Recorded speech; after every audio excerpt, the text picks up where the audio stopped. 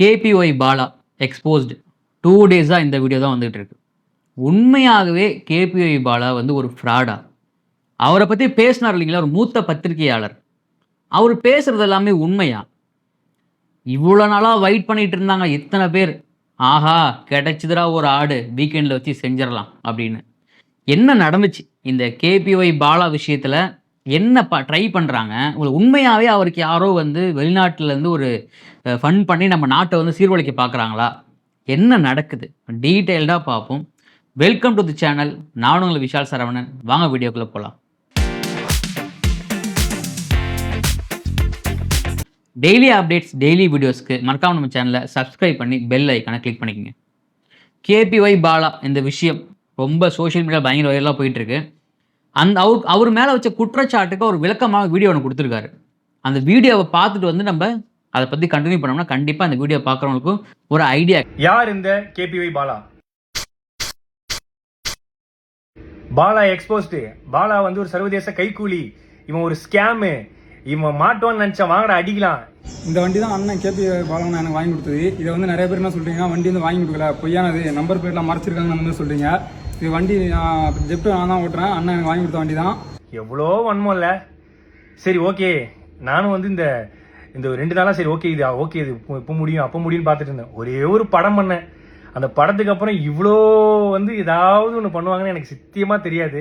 ஒரு சின்ன கான்ட்ரவர்சி ஒன்று போயிட்டு இருக்கு இந்த ஆம்புலன்ஸ் ரிலேட்டடா. ஆம்புலன்ஸ் பார்த்தீங்கன்னா கொடுக்குறப்ப இல்லை டிடி அப்படின்னு சொல்லி மென்ஷன் ஆயிருக்கும். அது வந்து நாங்கள் கொடுத்த அடுத்த நாளே எங்களுக்கு தெரிய வந்துருச்சு அது வந்து டி மட்டும்தான். அன்னைக்கு பண்ண பெயிண்டிங் ரீஒர்க்னால வந்து டிடின்னு எக்ஸஸாக ஒன்று ஆட் ஆயிட்டுன்னு சொல்லிட்டு எஃப்சி முடிஞ்சதுனால இது நம்ம கேரேஜில் போட்டோம். அதுக்கு ரீப்ளேஸ்மெண்ட்டாக ஆம்புலன்ஸ் நம்ம கொடுத்து அது பயன்பாட்டில் இருந்துட்டு தான் இருக்கு மக்களுக்கு. அதில் எந்த விதமான பிரச்சனையும் எதுவுமே கிடையாது. ஸோ இந்த ஆம்புலன்ஸ்னால எவ்வளோ குழந்தைங்க பிறந்தாங்க, எவ்வளோ பேர் உபயோகம் அடைஞ்சாங்க, எவ்வளோ உதவி பண்ணுச்சுங்கிறத பற்றி யாருமே பேசவே இல்லை. இந்த ஆம்புலன்ஸ் வந்து ஒரு நம்பர் பிளேட், ஒரு டி பிரச்சனை, சின்ன டி, அந்த டி பிரச்சனையை வச்சுக்கிட்டு எவ்வளோ பண்ணுறாங்க.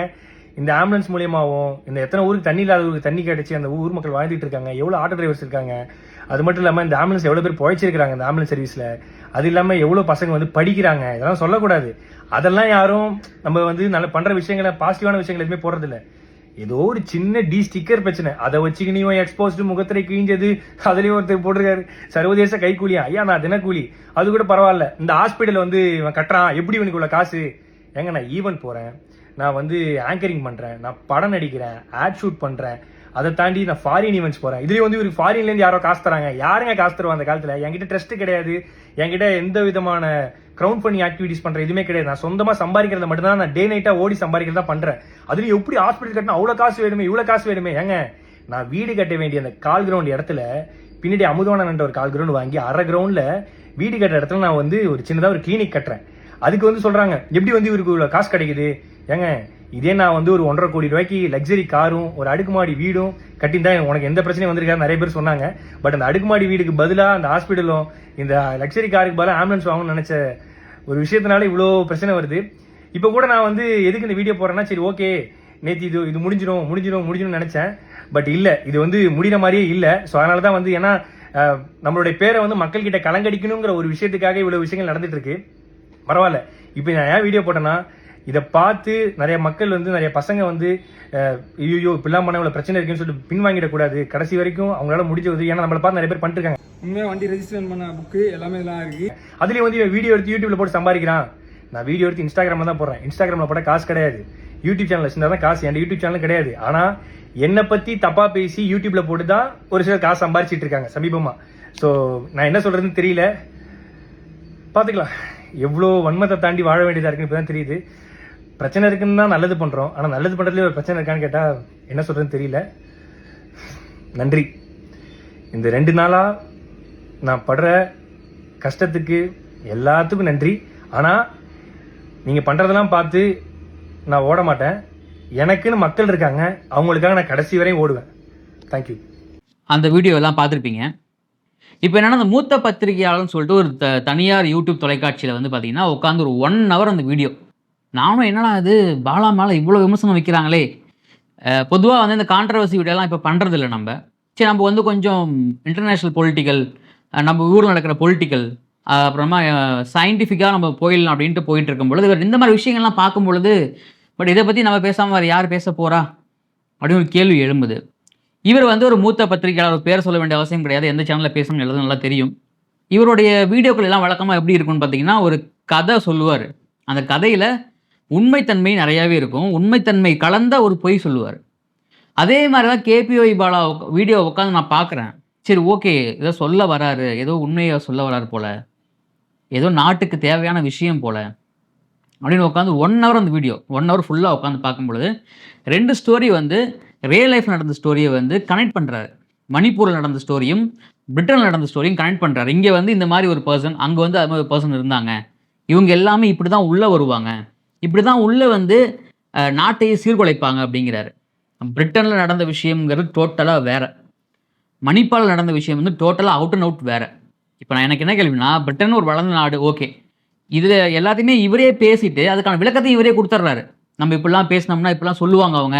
அப்படிலாங்கிற மாரி அதாவது மக்களை வந்து மடைமாற்றம் பண்ணி பிரெயின் வாஷ் பண்ற வேலை தான் இது எல்லாமே. உண்மையாகவே கேபிஒய் பாலா ஃப்ராடு பண்றாரா? அவர் பண்ற விஷயங்கள் எல்லாமே வந்து டுபாகூர் வேலையா?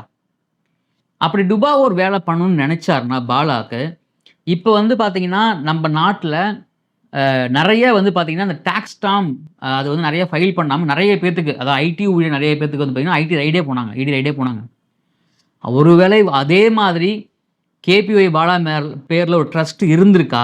அந்த ட்ரஸ்ட் மூலியமா அவர் ஹெல்ப் பண்றாரான்னு கேட்டா, அது கிடையாது. இண்டிவிஜுவல் பெர்சன் அவரோட பேங்க் அக்கவுண்ட்ல அவரே ஓப்பனா சொல்றாரு. நான் கிளியரா வச்சிருக்கேன் அப்படிங்கிறத. ஒருவேளை ட்ரஸ்ட் மூலியமா பண்ணார் அப்படின்னா கூட, ஒருவேளை ஃபண்ட் வெளிநாட்டுலேருந்து வரும். அது மூலியமா பண்றாரு அப்படின்னு சொல்லலாம். பட் அதெல்லாம் எதுவுமே கிடையாது. எந்த ட்ரஸ்ட் உதவியும் இல்லாம தன்னுடைய பணத்துல பண்றாரு. அவர் உடனே கேட்கிறாரு அந்த கேள்விகள். அவர் கேட்கிற கேள்விகள் எல்லாமே, இவருக்கு எப்படி பணம் வருது? நம்ம கூல் சுரேஷும் சேர்ந்துக்கிட்டு, இவருக்கு எப்படி பணம் வருது? அத முதல்ல கண்டுபிடிச்சிங்களா யாராவது? அத முதல்ல கேள்வி கேட்டாங்களா யாராவது? அப்படின்னு. இப்போ நம்ம ஊர்ல வந்து பார்த்தீங்கன்னா, உளவுத்துறைன்னு ஒண்ணு இருக்கு. இந்தியாவுக்கும் ஒரு உளவுத்துறை ஒண்ணு இருக்கு. தமிழ்நாட்டுக்கும் உளவுத்துறை ஒண்ணு தனியாவே இருக்கு. அவங்க என்ன பண்ணுவாங்கன்னா, இது மாரி ஒரு விஷயம் நடக்க போகுது. பொதுமக்களுடைய அமைதிக்கு யாராவது குந்தம் விளைவிக்க போறாங்க. ஏதாவது கிளர்ச்சி நடக்க போகுது. ஏதாவது போராட்டம் வெடிக்க போகுது அப்படின்னா, தே அலர்ட். அரசாங்கத்த முன்னாடியே அலர்ட் பண்ணுவாங்க. இந்த மாரி விஷயங்கள் நடக்க வாய்ப்புகள் இருக்கு. இது பண்ணாம பார்த்துக்கணும் அப்படிங்கிறது தான் உளவுத்துறையுடைய வேலை. ஒருவேளை தமிழ்நாட்டுடைய உளவுத்துறை இத கவனிக்க விட்டுட்டாங்களோ, இல்ல அவங்க பண்ணலையோ அப்படின்னு இருந்தாலுமே, இந்தியாவோட உளவுத்துறை இருந்திருப்பாங்க இல்லைங்களா? அப்ப அவங்க இத வாட்ச் பண்ணியிருந்திருப்பாங்க. பண்ணியிருப்பாங்க இல்லைங்களா? அப்ப அத எப்படி இவங்க வந்து அலோவ் பண்ணியிருப்பாங்க? அப்ப இங்க வந்து இவருடைய இந்த குற்றச்சாட்டு எப்படி இருக்குன்னா, நம்ம தமிழ்நாட்டு மேல உளவுத்துறை மேலயும் வைக்கிறாரு. இந்திய உளவுத்துறை மேலயும் குற்றச்சாட்டுகள் வைக்கிறாரு இவரு. ஏன்னா, இவர் வந்து கேபிஒய் பாலா வந்து பார்த்தீங்கன்னா, அரசாங்கத்த கவுத்துருவாரு அப்படின்னு. அந்த அளவுக்கு வந்து அரசாங்கம் இங்க வந்து ரொம்ப பலவீனமா இருக்கு. ஒரு இன்ஸ்டா பிரபலம் மூலியமாக நேபாள கவருது அப்படின்னா, நேபாளுடைய மக்கள் தொகை, நேபாளுடைய பாலிடிக்ஸ் வேற. நேபாளுடைய அந்த நாட்டுடைய அது ஜியோகிராஃபியே வேற அது. அங்க நடக்கலாம். தமிழ்நாட்டுல எப்படி நடக்கும்? தமிழ்நாட்டு மக்கள் ரொம்பவே அறிவுபூர்வமானவர்கள். இந்தியா மக்களும் கூட தான். அப்ப அந்த அளவுக்கு ஒரு இன்ஸ்டா பிரபலம் மூலியமாக இந்த நாட்டோடைய அரசியல வந்து மாற்றி அமைச்சிட முடியும்னு நெனைச்சாங்க அப்படின்னா, அப்ப அந்த அளவுக்கு வீக்கா இருக்காங்களா? இப்ப இருக்கக்கூடிய அரசியல்வாதிகளும், இப்ப இருக்கக்கூடிய ஆளும் அரசும். ஏன்னா, அந்த மூத்த பத்திரிகையாளர் என்ன சொல்ல வர்றாருன்னா, திரும்ப திரும்ப ஒண்ணு மென்ஷன் பண்றாரு. இங்க இருக்கிற அரச வந்து கவுத்துருவாங்க. இங்க இருக்க இந்த ஆளும் கட்சிய வந்து கவுத்துருவாங்க. அவங்களுக்கு இது வந்து ஆபத்தா முடிஞ்சிரும் அப்படின்னு. அப்ப ஏதோ இன்சிஸ்ட் பண்ண வர்றாரு அவரு. ஒருவேளை கேபிஒய் பாலா வரும் காலங்கள்ல வேற எந்த கட்சியில சேர்ந்தாலுமே, நாங்க அப்பயே சொன்னோம் பார்த்தீங்களா? கேபிஒய் பாலா வந்து இந்த கட்சியில போய் சேர்ந்து இவங்க எல்லாமே இலுமினாட்டி. இவங்க யாராவது ஆட்டி படைக்கிறாங்க அப்படின்னு ஒரு ஸ்டோரிய கிரியேட் பண்ணலாம் ஈஸியா. இவர் எப்பவுமே வந்து அப்படி பார்த்தீங்கன்னா, யூடியூப்ல உட்காந்துக்கிட்டு தனக்கு வந்து நம்ம மூத்த பத்திரிகையாளர்னு சொல்ற எல்லாருமே வந்து பார்த்தீங்கன்னா, உண்மையாகவே பத்திரிகையாளர் இருக்காங்களா? மோஸ்ட்லி வந்து ஒரு சில பேர் தான் இங்க வந்து உண்மையா நியாயமா இருக்காங்க செய்ற வேலைக்கு. மத்த எல்லாருமே தனக்கு பிடிச்ச கட்சிக்கு அவங்க வந்து சப்போர்ட் பண்ணிட்டு தான் இருக்காங்க. ஆனா, அத கேட்டா பத்திரிகையாளர்னு சொல்லுவாங்க. அவங்க எல்லாமே அந்த கட்சிக்கு வந்து ஒரு சமூக ஊடக பிரிவுல வந்து ஒரு அங்கமா செயல்படுவாங்க. அங்கீகரிக்கப்படாம. ஸோ அப்படிதான் இருக்கும்போது நெறைய குற்றச்சாட்டுகள் அடுக்கடுக்கா வச்சு, அந்த நம்பர் பிளேட்டு, அந்த ஆம்புலன்ஸ்லாம் சொல்றாரு. மருத்துவமனைகள் எல்லாமே சொல்றாரு. அதுக்கு பாலா ஒரு விளக்கம் குடுத்திருக்காரு. மருத்துவமனை நான் ஒண்ணும் மல்டி ஸ்பெஷாலிட்டி ஹாஸ்பிட்டல் கட்ட போறது கிடையாதுங்க. என்கிட்ட ஒரு 1/4 கிரவுண்ட் இடம் இருக்கு. அமுதவான் 1/4 கிரவுண்ட் இடம் குடுத்தாரு. அந்த 1/2 கிரவுண்ட்ல வந்து நான் ஒரு கிளினிக் வைக்க போறேன். கிளினிக் வைக்கிறதுக்கு ஒண்ணும் பெருசா அவருக்கு எப்படி பணம் வருது? நெறைய ஈவென்ட் அட்டெண்ட் பண்றாரு. நெறைய ஷாப் ஓப்பனிங் போறாரு. நெறைய சீஃப் கெஸ்ட்டா போறாரு. படம் நடிச்சிருக்காரு. சேனல்ஸ்க்கு போறாரு. அப்படி இருக்கும்பொழுது அவருக்கு வர பணத்துல கொஞ்சம் கொஞ்சம் உதவி தான் பண்றாரு. அது மூலயமா செகண்ட் ஹேண்டில் நம்ம ஒரு பொருள் வாங்கணும் அப்படின்னா, ஒரு வெஹிக்கிள் வாங்கணும் அப்படின்னா, அந்த வெஹிக்கிள் கண்டிப்பாக ஒரு வேளை செகண்ட் ஹேண்டில் வாங்கும்பொழுது அது இப்போ ஃபர்ஸ்ட் ஓனரா, செகண்ட் ஓனரா அவங்க மாற்றாம கூட நிறைய பேர் யூஸ் பண்ணுவாங்க இப்போலாம். அப்படி இருக்கும்பொழுது நம்ம வாங்கி கொடுக்குறோம் அப்படின்னா, வாங்குறவங்க அதுக்கப்புறம் அதை வந்து ஆர்சி புக்கு பேரை மாற்றி யூஸ் பண்ண ஆரம்பிப்பாங்க. அவரோட இருக்கிற காசுக்கு அவரால் என்ன முடியுமோ அதை பண்ணுறாரு. ஒரு ஆம்புலன்ஸ்னால் என்ன பெரிய ஒரு பெரிய வண்டி வாங்கி கொடுக்குறாரு, ஒரு சின்ன சின்ன ஆம்புலன்ஸ் வாங்கி கொடுக்குறாரு. அது செகண்ட் ஹேண்டில் வாங்கி தராரு. செகண்ட் ஹேண்டில் வாங்கி கொடுத்து பட்டிட்டிங் இறங்கி பார்த்து பண்ணுங்க அப்படிங்கிறார். அதே மாதிரி தான் அவரால் முடிஞ்ச அளவுக்கு உதவிகள் பண்ணுறாரு. அதை ஏன் வந்து ஷூட் பண்ணுறாங்க? அதை வந்து ஷூட் பண்ணுறதுக்கு பெரிய டீமே இருக்குது. அது வந்து ஒரு 1 வீக் பிளான் பண்ணி ஷூட் பண்ணுறாங்க அது அப்படின்னு. 1 வீக் பிளான் பண்ணி ஷூட் பண்ணி போகிறதுல என்ன தப்பு? அதில் என்ன ஏதாவது யாரையாவது அவர் வந்து ஏமாத்துறாரா? இல்லை இங்கே இருக்கிற ஒரு சில அரசியல்வாதிகள் மாதிரி மக்களுடைய வரி பணத்தில் கொள்ளையடிச்சு பங்களா கட்டிக்கிட்டு, இல்லை வந்து பார்த்தீங்கன்னா பெரிய பெரிய பிஸ்னஸ் பண்ணிக்கிட்டு இருக்காரா? கிடையாது இல்லைங்களா? அப்போது அவருக்கு வர காசில், அவருடைய சொந்த உழைப்பில் வர காசில் அவரால் முடிஞ்ச அளவுக்கு உதவிகளை பண்ணுறாரு. அவருக்கு ஒரு சில பேர் உதவி பண்ணுறாங்க. இதுதான் இந்த செயின். இது இப்போ என்ன அப்படின்னா, பாலா மேலே வந்து ஒரு நிறைய பேர் வன்மத்தில் சுற்றிட்டே இருக்காங்க போல். எப்படி இவன் இவ்வளோ ஹெல்ப் பண்ணுறான்? இவனுக்கு எப்படி எங்கேருந்து காசு வருது இவன்? அதாவது இங்கே ஒரு சில பேருக்கு என்ன பிரச்சனைனா, அவங்க காசுலேருந்து ₹1 கூட மற்றவங்களுக்கு சும்மா கொடுக்க யோசிப்பாங்க. கொடுக்க மாட்டாங்க. நீங்கள் தெருவுலேருந்து கேட்டுருப்பாங்க இல்லைங்களா? ₹5 ₹10 கொடுங்க, சாப்பாடுங்க. ஒரு சில பேர்லாம் மதிக்கவே மாட்டாங்க. ஏன்னா அவங்களுக்குலாம் வந்து பார்த்தீங்கன்னா, இதெல்லாம் என்ன பண்ணுறாங்க, நம்ம நாடு இப்படி இருக்குது அப்படி இருக்குது அப்படின்னு கேட்பாங்க. அப்போது இங்கே ஒருத்தன் வந்து அவன் சம்பளத்துலேருந்து அவன் சம்பளத்தை மீறி நிறைய விஷயம் பண்ணுறான் அப்படின்னா எப்படி நடக்குது? நல்லது பண்ணால் தப்பாக பார்க்குறாங்கல்ல, அந்த மனநிலை நம்ம ஊரில் தான் இருக்குது. என்ன காரணம் அப்படின்னா, இங்கே இருக்கக்கூடிய ஒரு சில அரசியல்வாதிகள் இருக்கிற எல்லா ஊழலும் பண்ணிட்டு, எல்லா விஷயத்தையும் பண்ணிட்டு, இந்த நல்லது பண்ணுவாங்கள்ல, ₹1000 பணம் தர்றது, இந்த வேட்டி சேலை கொடுக்குறது, சாப்பாடு கொடுக்குறது. அப்போது நல்லது பண்ணுறான் அப்படின்னா கண்டிப்பாக அதுக்கு முன்னாடி பெரிய ஊழல் பண்ணியிருப்பான் அப்படிங்கிறது இங்கே நம்ம நாட்டில் எழுதி படிக்க விடப்படாத ஒரு விஷயமா மாறிக்கிட்டு இருக்கு. அதனால் நிறைய பேர்த்துக்கு பாலா வந்து நல்லது பண்ண ஆரம்பிச்சதால, இவன் நல்லது பண்ணுறான்ப்பா, அப்போ அவன் கண்டிப்பாக ஏதோ ஒரு ஃப்ராடுத்தனம் பண்ணுறான், ஒரு டுபாகூர் வேலை பண்ணுறான் அப்படின்னு இவங்களுக்குள்ளே கிரியேட் பண்ணிக்கிறது. ஏன்னா இவங்களுடைய மனநிலை எல்லாமே அப்படி தானே இருக்கும். உங்களால் இங்கே நாட்டில் மக்களுடைய வரி பணத்தை கொள்ளையடித்து கோடி கோடியாக சம்பாரித்து பதுக்கி வச்சு ஊழல் பண்ணுற ஒரு சில அரசியல்வாதிகளை கேள்வி கேட்க முடியல உங்களால். ஒரு சாதாரண மனுஷன் அவனால் முடிஞ்ச உதவிகளை பண்ணுறான், நீங்கள் அவங்க சப்போர்ட் பண்ண வேணாம், நீங்கள் ஹெல்ப் பண்ண வேணாம், பாட்டு பண்ணுறான்னு பண்ணிட்டு விட்டுட்டு போகலாம். அதை ஏன் நீங்கள் நோண்டி அதை பெரிய விஷயமாக்கி புலனாய்வு புலிகள் மாதிரி உட்காந்து பேசிக்கிட்டு, சரி ஏதாவது நீங்கள் ஒரு ஆதாரத்தை வெளியிட்டீங்களே, அந்த ஆதாரத்தை ஏதாவது நீங்கள் பேப்பர் வெளியிட்டீங்களா? நீங்கள் நாங்கள் ரிசர்ச் பண்ணோம், நீங்கள் நம்பரை செக் பண்ணி பாருங்கள். பேசிக் சென்ஸ் உள்ள எல்லாத்துக்குமே தெரியும், செகண்ட் ஹேண்டில் வண்டி வாங்கினாங்கன்னா அந்த வண்டி யார் ஃபஸ்ட்டு வாங்கினாங்களோ அவங்க பேரில் தான் இருக்கும் அப்படிங்கிறது. ஒரு சில பேர் அந்த வண்டியை பேர் மாற்றாமல் யூஸ் பண்ணி ஓட்டிக்கிட்டு இருப்பாங்க. ஒரு சில பேர் பேரை மாற்றுவாங்க. இதை கூட தெரியாமல் பார்த்தீங்களா நாங்கள் அதை கண்டுபிடிச்சிட்டோம், நாங்கள் இதை கண்டுபிடிச்சிட்டோம் அப்படின்னு. ஜப்பான்காரன் ஏதோ கண்டுபிடிக்கிறான் அப்படின்னு சந்தானம் காமெடி அதை மாதிரி இருக்குது. இது பார்க்கும்போது இந்த விளக்கத்துக்கான வீடியோ கேபிஒய் பாலா கொடுத்துருக்காரு இல்லைங்களா, அதை வந்து கொஞ்சம் முன்னாடியே கொடுத்துருக்கணும்னு நினைக்கிறேன் நான். ஓகே, அவர் கொஞ்சம் ரோபோ சங்கர் அவருடைய மறைவு மற்றும் அவருடைய வேலைகளில் கொஞ்சம் இதுவாக இருந்திருப்பார். ஸோ அப்போது கேபிஒய் பாலா மாதிரி ஆள் வந்து எப்போ சிக்குனா நம்ம வந்து பேரை கெடுக்கலாம் அப்படின்னு நிறைய பேர் கங்கணம் கட்டிட்டு அலைகிறாங்க இங்கே. பட் அதுக்கு எல்லாமே வந்து பாலா மாதிரி ஆட்களை வந்து வசந்தக்கூடாது. ஏன் அவர் போகிற போக்கில் வந்து சோனு சூட்டு விவரமாக லாரன்ஸ் அவர்கள் எல்லாத்தையுமே வந்து பார்த்தீங்கன்னா ஒரு டுபாகூர் அப்படிங்கிற மாதிரி பேசுகிறாரு. பட் இவர் எந்த அளவுக்கு ஒரு டுபாகூராக இருப்பார்னு நமக்கு தெரியாது. அது நமக்கு வந்து சொல்ல வேண்டிய அவசியமும் கிடையாது. அப்போது இங்கே வந்து ஈஸியாக ஒருத்தவங்க மேலே வந்து ஒரு கம்ப்ளைண்ட்டை வச்சிடலாம். ஆனால் அதை ப்ரூவ் பண்ணுற வேலை யாருன்னா அவங்களுக்கு தான் இருக்கும். இவங்க வந்து சும்மா உட்காந்துக்கிட்டு எந்த வித அடிப்படை ஒரு ஆதாரமும் இல்லாமல் ஈஸியாக பேசிட்டு போயிடுவாங்க. ஒருவேளை பாலா அப்படி உண்மையாகவே அவர் ஃபண்டு வெளிநாட்டிலேருந்து வருது, அவரை யாரோ ஒருத்தர் பின்னாடி இருந்து இழுக்கிறாங்க, இது மிகப்பெரிய ஒரு செக்யூரிட்டி இஷ்யூஸ் இருக்குது வரப்போகுது அப்படின்னா, இந்நேரத்துக்கு நம்மளுடைய உளவுத்துறைகள் கண்டுபிடிச்சி எப்போது தூக்கியிருப்பாங்க. இந்த அளவுக்குலாம் ஒரு ஆள் பெரிய ஆள் விட மாட்டாங்க. இங்கே என்ன பயம்னா, இங்கே இருக்கிறவங்களுக்கு, இங்கே இருக்கக்கூடிய அரசியல் கட்சிகளுக்கு என்ன பயம் அப்படின்னா, சோஷியல் மீடியா மூலியமாக மக்கள் இன்ஃப்ளூயன்ஸ் பண்ணி அவங்க என்னைக்கு பெரிய ஆகிடுவாங்களோ, நம்ம வந்து மக்கள் வரி பணத்துலேருந்து நம்ம மக்களுக்கு சலுகை பண்ணுறோம், ஆனால் மக்கள் மதிக்க மாட்டுறாங்க. ஆனால் இவங்க என்ன 5-10 பண்ணுறாங்க, இவங்க மக்கள் தூக்கிச்சு கொண்டாடுறாங்களே அப்படின்னு ஒரு ஈகோ, அப்படின்னு ஒரு பொறாமை. இதனால் வந்து சோஷியல் மீடியா மூலியமாக பெரிய ஆளான ஒருத்தனை சோஷியல் மீடியாவிலே காலி பண்ணணும் அப்படிங்கிறது தான் இந்த அஜெண்டா இது எல்லாமே.